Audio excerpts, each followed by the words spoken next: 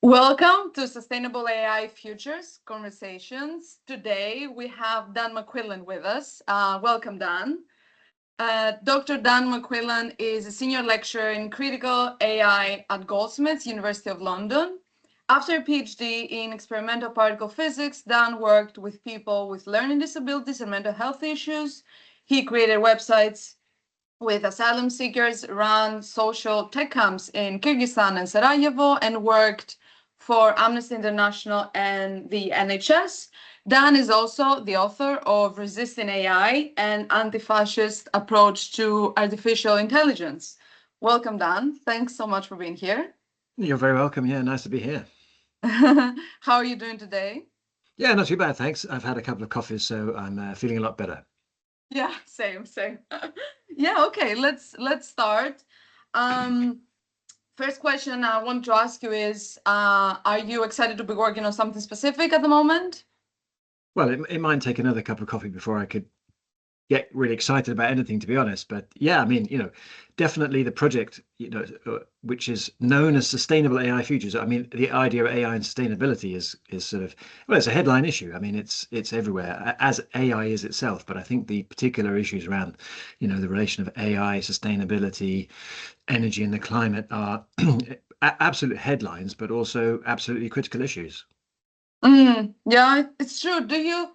It's interesting that you mentioned that. I mean, I also feel the same that it is a very hot issue. It is something very important, very critical. Do you think it has been getting, I mean, indeed, it has been getting a lot of attention in the media. Do you think it's been getting the right kind of attention? Yeah, I mean, that's an interesting question. I think because obviously things that are hot issues are not necessarily uh, issues that are expressed in the right way, or they might in fact be complete diversions. And I think we're at a stage now when I wrote Resisting AI, believe it or not, because it wasn't that long ago, it Mhm. was partly a matter of bringing the issue of AI to people's attention. People weren't talking about it at all.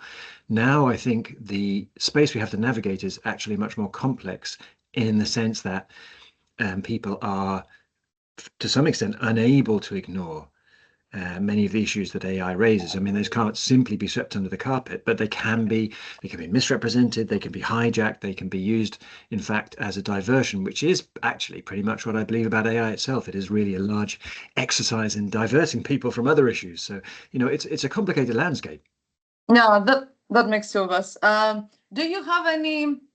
I mean, there's been a lot of news coverage, of course, over the years, and different types of news coverage. Do you have any specific example or like a few examples that for you it was definitely kind of like misinterpreted or hijacked or like a clear diversion of the issue, but still not AI being the diversion, but like how AI is presented in the media? Well, I mean, you could almost say pretty much everything that's written about I think, from my point of view, because whether or not people are sort of presenting themselves as enthusiastic about AI or presenting themselves as concerned about AI, they are all investing AI with a huge amount of power. They're investing AI with, at least an implicit sense that is in fact capable of incredible things, which I think isn't completely misleading. AI is not capable of pretty much any of the things that people claim for it. So I'd say that almost every public narrative about AI is incredibly misleading in that way. Yeah, I see. I mean, I found in my work that these narratives, even though in a way, they are high level, they're very good at penetrating almost like everyday use of these technologies. Have you also found that, or do you think that is something that should be we should be paying more attention to? I think, again, these are really interesting times, you know, because a few things that I also agree are very important about AI are part of the narrative. One of those things, in relation to the idea of sustainability is clearly sort of energy and resource politics. But another thing is more what you say, the use of AI in everyday life. It's becoming obviously very clear to people from immediate experience, not necessarily their own, but people around them, that something deeply unsettling is happening with the massive adoption of AI as, you know, something that can be your friend, or something that can give you relationship advice, or something that you can turn to, you know, during times of distress, as well as something that you rely on as your first port of call for knowledge about the world. And I think that really, you know, that's a kind of second wave effect from a population already pummeled by social media, where a lot of the same dynamics have already been recapitulated, really. You know, that a massive technology has been pervasively introduced by people who have no interest in doing so either ethically or in the common interest, and that has a large number of knock-on social effects. So yeah, the use of AI in everyday life is a growing concern for a lot of people, and I think it is a problem for the agendas of the AI companies. But still, there's also an overriding belief amongst even a lot of the people who oppose it, that everybody seems to feel the need to say, well, of course, you know, AI can do incredible things and will be really amazing for society, but, you know, I'm worried about the way it's producing psychosis in some people, or, you know, but I'm concerned about the, you know, the production of misogynist imagery, or whatever it is. So I think even in these concerns, there's still this fundamental sort of misconception, really, of AI as fulfilling the, you know, the vision of sci-fi movie tropes, really. Yeah, I'm very aware of all that. um, I wanted to ask you, you mentioned that when you were writing the book, which it's not a long time ago, but I mean, some things have shifted, of course. You wanted to just put the attention of the people towards AI, just as it is, right? How has the landscape changed now, you think? Well, it follows on from what we are just saying, you know, like that at that point, the thing that concerned me about AI was very much its sort of using classification and prediction, which lent itself sort of, you know, obviously to institutional interests. So, for example, you know, which has come to pass. You know, for example, let's say health insurers in the US using AI to optimize the earliest point at which they can kick people off, you know, health insurance, you know, at a point of terminal illness or whatever it is. So it's, you know, the use of AI as a triage mechanism behind the scenes, you know, an opaque triage mechanism. I mean, is it in full flow? You know, and not even necessarily the kind of AI that I'm most concerned about, which I think based on neural networks, but even much more basic forms of machine learning are very much at the forefront at the moment of, you know, cutting people off benefits or accusing them of fraud or arranging for their deportation. You know, it's like all over the place. I think what's completely changed is this thing we were talking about, you know, the fact that now AI is a feature of everybody's daily life, and it takes a particular form of machines you can apparently have a conversation with, and that's changed both people's interactions with it, and it's also changed the behind the scenes issues, because it's really generative AI broadly conceived, or however we want to call it. I mean, the technical basis would really be things like transformer models or diffusion models.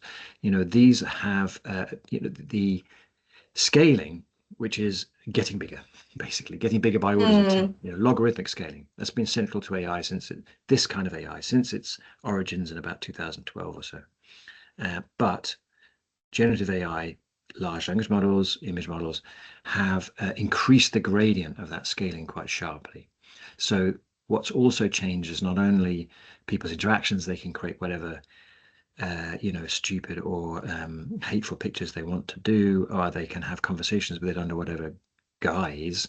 It's also it's led to massive change in the material resource demands of it, and it's also reinforced. You know, back in the beginning of resisting AI, the narrative is much more around, oh, here's a machine that will do something objective. You know, it's essentially scientific. Whereas the apparent ability to talk to these machines has utterly reinforced the narrative of AGI, which is this idea that this is somehow a step towards artificial general intelligence, or actual machine intelligence, or even super intelligence. So all these things act in a sort of convergence. They haven't changed the basics in a way, but they have amplified well, like a number of critical problems across the board, really. So yeah, it's got a lot more intense. It's got a lot more intense, let's say. Yeah, for sure. it makes me wonder. So the book is called Resisting AI, right? And a lot of things that you have in the book, you kind of like predicted what would come, and you were also documenting what was happening at that point in time. How does resistant AI look like today?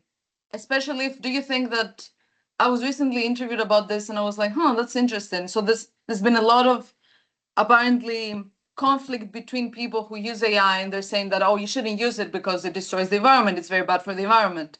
Do you think perhaps letting people know that, and informing the general public that, that this is a very costly technology might be one way of resisting? Oh, well, yeah, definitely. I mean, we don't need to really inform people. I think that's already out there, and and yet it's not stopping some really egregious things. On the one hand, we're teaching kids in school these days about the importance of understanding climate change, of the importance of some kind of transition to allegedly greener technologies. I mean, that's a central part of the curriculum. And yet we're also, let's say in the UK, for example, the education minister is making a number of extremely, high volume announcements about how the fact that we're going to basically shove large language models down the throat of every child because it will provide a personalized, superior form of education in some way. So I think what stands out for me at this current moment, actually, just riffing off that, is really the contradictions. The massive contradictions around this question of AI in several dimensions. So I think for me, that, like, what does resisting AI mean right now? It starts perhaps with the examination of those contradictions. Wow, interesting. Are you working on anything like that at the moment? May I ask? Yeah, well, I mean, I'm preoccupied with those kind of ideas. I mean, for example, what does resisting AI look like at the moment? I think it looks like anybody in higher education who cares about higher education, or anybody actually in school who cares about the idea of children's learning, because AI is being forced in, is really, large language models are really a form of are really a form of cyber attack on the very idea of education. They are undermining of the possibility of independent critical thought, as well as legitimating the destruction of the actual mechanisms of education, such as teachers, lecturers, institutions, and so forth, and porting all that into the hands of large tech corporations. I mean, it's a full attack on the idea of education, which of course is not really a surprise if you think, which I think there's a certain amount of evidence for, that the general political drift of our times is towards increasing authoritarianism and the far right. If you do think that, then an attack on education is not a surprise, because independent education and critical thought has always been an enemy of authoritarianism. So in any case, whether or not you take that sort of darker backdrop, there is an attack on education. And without me or you needing to tell anybody, there's a huge mobilization in these spaces by teachers and parents, actually, but definitely in lecturers and teachers in school, lecturers in universities, who are seeing this happening right now. The destruction of education. So that's definitely one of the, ironically, really, for anybody like us who are kind of, let's say, academic associated in some sense, or high, orbiting around higher education institutions, thinking about AI. This is actually the front line. Yeah, that's interesting. I was thinking, what if a parent listens to our conversation, watches the video, and they're thinking that, oh, maybe I should do something about that. Like, do you know if there's some kind of point of contact? Like, do they go to the school and kind of like question where the decisions are taking place? Yeah, I think, well, I mean, I'm a bit more familiar with the situation in higher education because that's where I am. But, I do hear about, in the UK, for example, I think it would be things like parent-teacher associations, where parents can just say, because again, parents are, if they're only aware of the news agenda, would be understanding that the introduction of these technologies is introducing something that has already shown itself to be, potentially dangerous towards young people, not just because of disinformation, but because of the misleading paths it can encourage young people to go down. never mind its connection with climate change or militarization, which is another feature of the AI space right now. The idea that these things should be central to your child's, educational space, would be a safe space for their personal development, their learning, and their education, and their socialization. Yeah. Is I think doesn't really, only really has to kind of join the dots. In terms of a lot of people's concerns, both teachers and parents. I mean, in higher education, it is already happening. People are forming networks, and people are questioning their own universities in terms of their introduction. I mean, but the problem there, and this may be the problem with somebody attempting to raise this in a school setting as well, is that the dynamic is still in favor of the dominant narrative, which is that a number of dominant narratives, the main one of which is, well, AI's here, isn't it? It's here to stay. Yeah. Well, what can you do? We have to find a way to work with it. I mean, which is one of the most toxic narratives of all, really. So yeah, it's a toughie. So with the networking at the moment seems to be mainly concerned, definitely in higher education, with people who are in an institution and often find themselves to be only one or two people in the room who are sort of going, wait a minute, this is going to wreck everything we've been working towards, and then having to network with each other in a transversal way. We'll have to see, how that develops in terms of being effective in specific institutions. There's still so much subscription to essentially what I would essentially call a kind of defeatist mentality, really. Yeah, I mean, these are very, very serious issues, and I think we're going to see a lot of more of that in the future. We've already covered a lot of ground. I just wanted to ask you a final question. A lot of food for thought. Yeah, if, for example, like looking ahead, what kinds of problems or issues you think people in the space will be talking about that they aren't yet? You were very good at foreseeing the fascist and authoritarian dimension of AI. I'm always surprised by the rationality that it imposes. It's amazing in a bad way. Yeah, in a bad way. Yeah. Well, I think, unfortunately, I think that all still stands. Those issues are, if anything, gaining strength because the synergy between them and essentially rising fascism is getting ever stronger. I mean, you only have to look at what's happened in the US to see that in practice. That's like fully fledged in practice. I mean, I prefer to, and which I tried to do quite a lot in the book actually, although it was only really the last third of it. I think it's really important. I mean, I'm not, if this space, for example, is people working in a critical dimension in relation to AI, or specifically in relation to AI and issues around sustainability, then really the emphasis has to shift. And this is a problem with academia as a whole. The emphasis has to shift from mere critique to proposing constructive alternatives.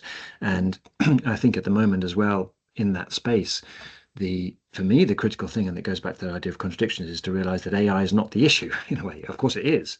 It's the very visible issue, or it's the visible manifestation of all these issues, really. But it only has this power in the same way that authoritarianism only gains power because of pre-existing vulnerabilities in society. And it's really the same with AI. That AI taps into a number of things that already make a given situation vulnerable. Like education, for example, the only reason why you could even imagine that this ridiculously ineffective kind of edtech could have any role at all is because AI has already been, education itself has already been metricized and reduced and has had experienced massive austerity and so on and so forth. And the idea of education itself has already been made into a quantitative issue, so then you can introduce a quantitative machine. So what I'm trying to say there with that specific example is that the issue is using AI, but not to say, oh, AI is this powerful thing that's driving global change. To say, well, use AI as a diagnostic to understand why AI could even be imagined as a solution to a problem. What that indicates is that the situation itself is already a problem. So I think an immediate example would be what is front of everyone's mind at the moment in a lot of ways, which is data centers. Data centers are critical to the rollout of contemporary AI because of this scaling issue. They just need the ridiculous scale of processing in order to keep on improving these models, at least along the lines that they claim this thing is improving.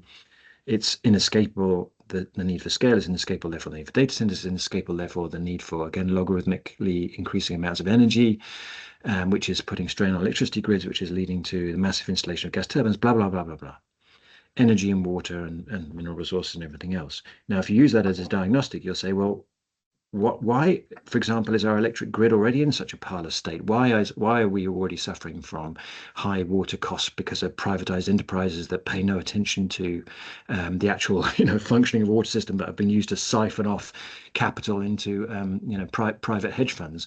You have to look at the situation behind it and say what AI is showing us there is that we have a problem with energy and water. We have a problem with the resourcing of common goods for society as a whole, and the institutions of representation that we've been relied on, we've trusted to guard our most important and basically fundamental sort of social resources, are not doing what they should do. In fact, they're mostly under the influence of these larger forces, including big tech.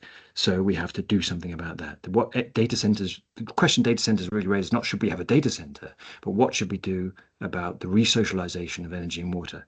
And I think it's the same thing across the board with AI, really. It's like you have to look at it as a spotlight on a number of issues that are at a point of crisis and need sufficient and substantial response, which actually goes beyond just saying no to stupid algorithms.